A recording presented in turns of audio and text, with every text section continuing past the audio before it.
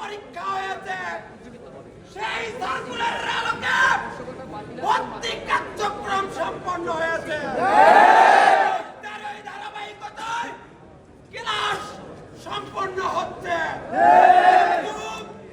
এর মধ্যে সম্পূর্ণ পরিকল্পিতভাবে বিশ্ববিদ্যালয়ের পরিস্থিতিকে উত্তপ্ত এবং অস্থিতিশীল করার জন্য আজকে এই পোষ্য কোটার ইস্যু নিয়ে এসে যে নাটক মঞ্চন করা হয়েছে, রাজশাহী বিশ্ববিদ্যালয়ের শিক্ষার্থীরা তা ঘৃণা ভরে প্রত্যাখ্যান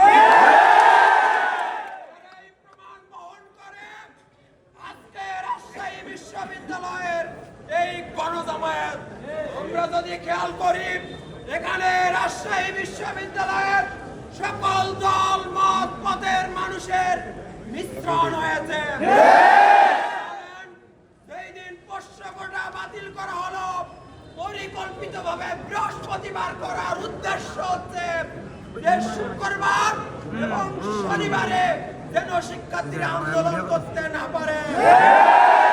রাখতে হবে এই প্রজন্ম 24-এর গণ অভ্যুত্থান থেকে গড়ে ওঠা প্রজন্ম।